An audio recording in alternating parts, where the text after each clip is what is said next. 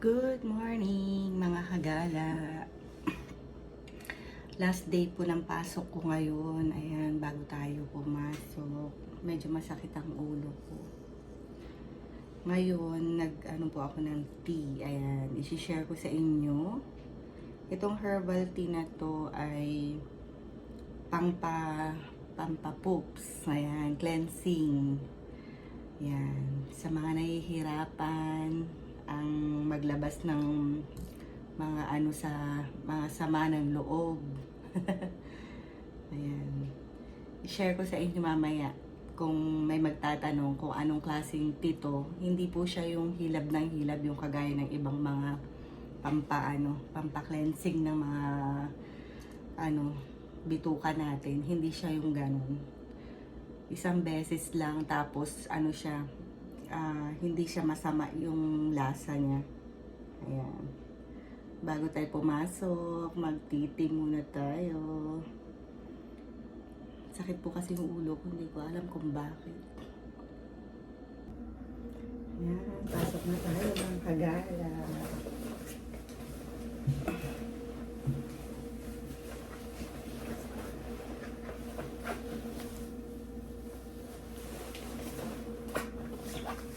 Bigat nitong jacket.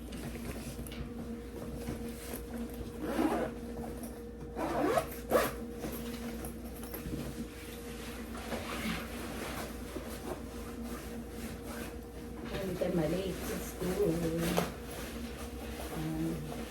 Last day pasok. Bye. Ayan, maambon-ambon pa mga kagaya.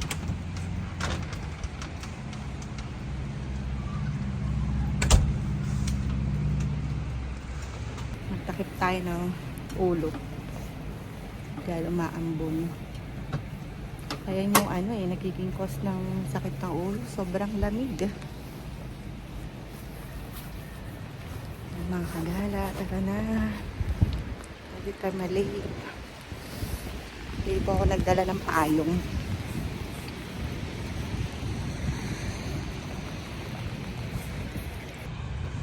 Baybayin na naman natin ang mga basang daan at may kasamang snow. Ayaw ni Gingging pumasok kanina. Kakatamad na naman. Tignan nyo naman kasi paligiran na kagala. Oh. Layo-layo daw na school niya. Lakad daw siya ng lakad. Mapapagod na daw siya. Minotivate ko na lang. Sabi ko, malapit naman na ang Friday, anak. Bukas last na ang pasok. Yung iba nga, malalayo ang school nila. Malalayo ang nilalakad nila. O diba? Ikaw hindi ka naman ganun. O yun, pumasok na siya.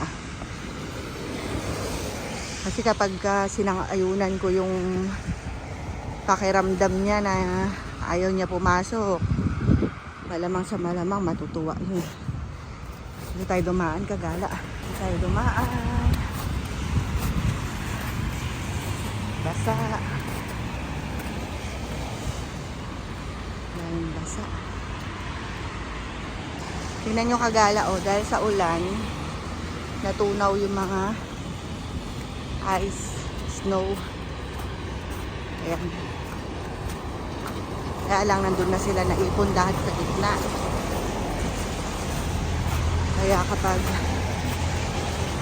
hindi waterproof yung boots, papasok na yung tubig. Ito kasi semi lang to eh. Yung gamit ko kagala, hindi siya talaga pang tubig.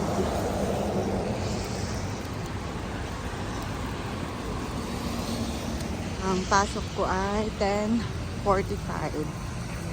10 o'clock pa lang po ng umaga ngayon dito kagala. Pero Friday na. Friday na po dito ngayon. Natunaw yung mga snow dahil sa ulan. Pero hindi masyadong malamig. Yun naman yung kagandahan. Pag humangin lang, ayan, katulad ngayon, humahangin. Ayan. Ay, medyo madulas. May mga ginagawang construction dito sa gilid. I-develop siguro sila ng mga building. Yan.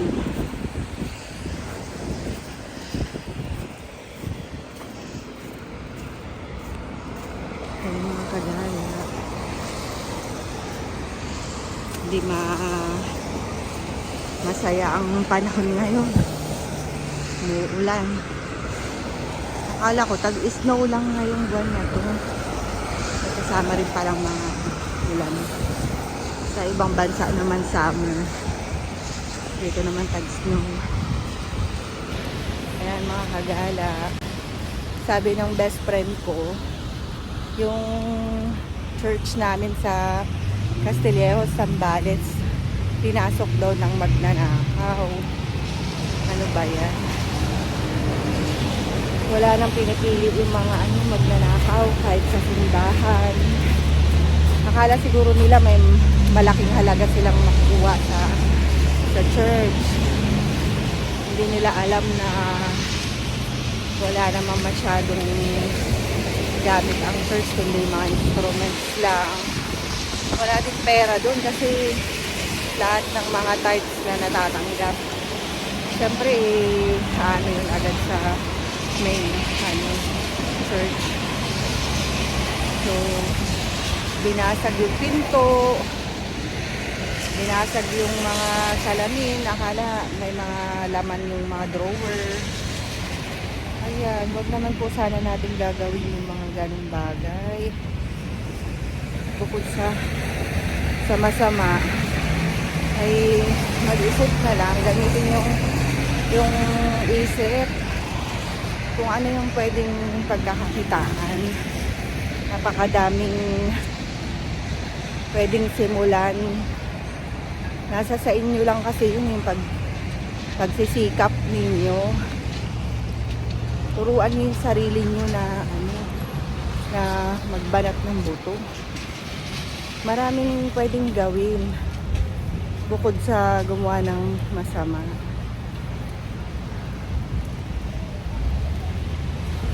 Bakit kasi mas pinipili ng ibang tao yung gano'n?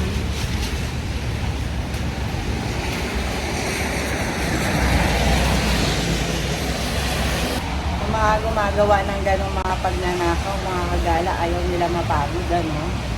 Gusto nila yung mga easy, lang. Pero napakadami namang mga paraan, choices, na pwede na lang gawin at isipin bukod doon. Diba? Kung hindi nila hahayaan na magpadala dun sa nag-uudyok sa kanila na gumawa ng ganun. Ang daming paraan pwede kang maging entrepreneur, diba? Pwede kang magbenta ng mga mga ready-made na pagkain. Ang dami-daming pwedeng matutunan sa YouTube, diba? Hindi ko lubos maisip na kawawa naman yung church. Siyempre yung mga ganun, kahit na konti lang yung kumbaga maliliit na bagay na nawala doon. Paano kung walang mga generous na member magbibigay or magpapalit ng mga nawala doon, diba? Dapat tinuturuan natin yung mga sarili natin, mga kagala. Ayan na yung bus. Na maging masikap sa patas na paraan. Dito na tayo sa loob ng bus, mga kagala. Standing ovation tayo. Kasi maraming nakaupo. Ayun na nga. Kawawa naman yung church. Ang liit-liit na lang ng church namin doon. Wala naman masyadong importanteng doon, kundi mga gamit lang sa pagsamba. Bakit kaya Siyempre yung nabasag, ipapagawa yun. Budget ulit yun, mga kagala. Imbis na sa ibang bagay na magagamit ng church yung pera.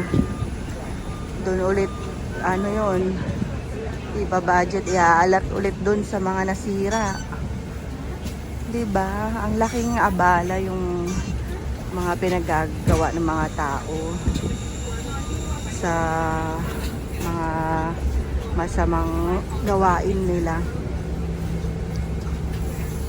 Akala nila marami silang makukuha dun.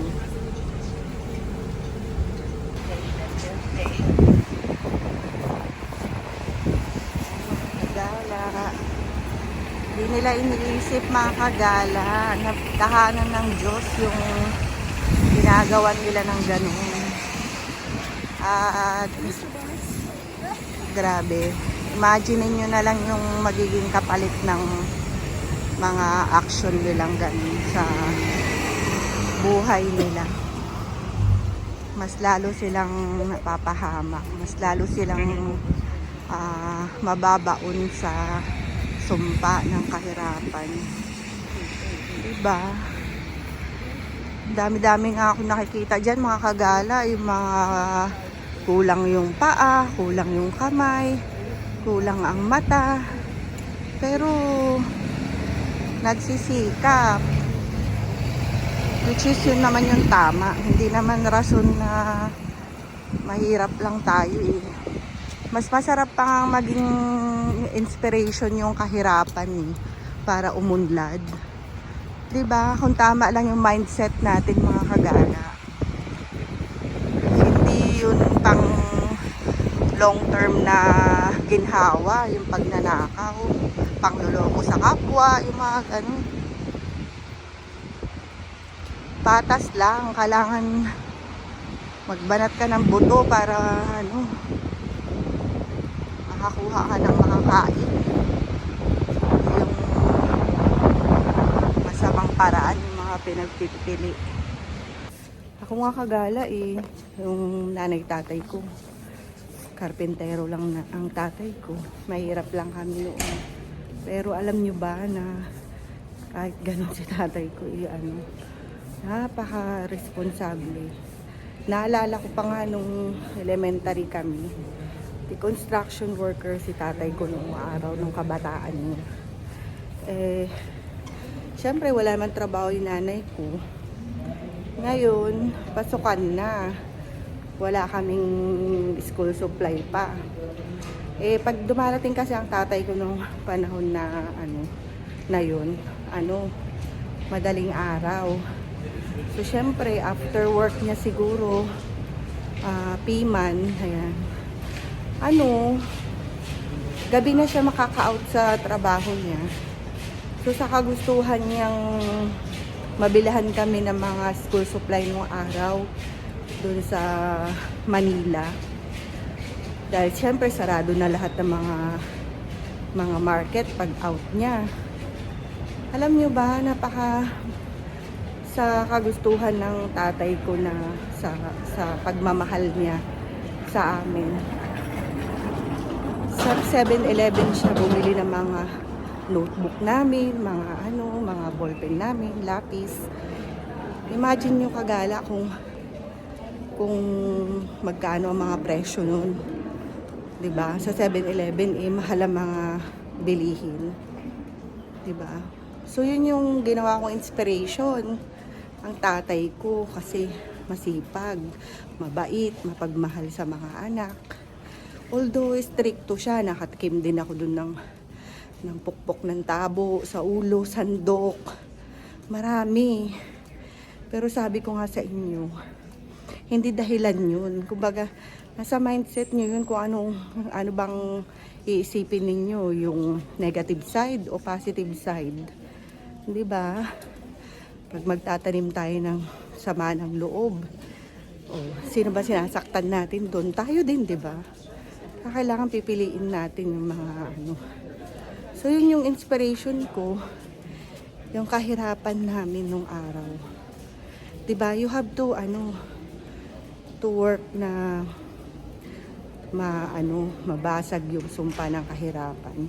Nasa inyo yun, tsaka yung curse ng kahirapan, nasa atin yun, nasa kamay natin kung paano natin yun ma-break, di ba? So, paanong gagawin? Tamang mindset, tamang pag-isip ng tama sa mabuti, di ba? Hindi como pinanganak tayo sa mahirap na pamilya, gagawa na tayo ng ganyang mga pagnanakaw, yan, hindi maganda yan. Kapag wala, o di pa dasal. Pero dapat, habang nagdadasal, nag-iisip din tayo paano natin yung mararating sa maayos na paraan, di ba mga kagala? Huwag tayong magmadali, huwag tayong mainip, di ba? Nagkakaroon nga tayo ng mga ganong bagay, pero hindi naman magandang paraan. Baka kulang lang sa pangaral yung yung gumawa ng pagnanakaw. Feeling ko bata yun kasi mga mic lang daw yung mga kinuha. Or hindi ko alam kung baka meron pang iba, pero Diyos ko. Diba? Parang isipin mo, ang gagawin niya sa mic? Diba mga kagala? Bakit kailangan, dito tayo sa locker mga kagala, bakit kailangan niyang gawin yun? Bakit ganun? Anong nasa isip niya? Bakit yung church yung pinagnakawan niya? Although narinig ko medyo parang marami na ring beses yung nanakawan yung church Akala siguro ng mga tao porket church maraming pera. Depende po yun.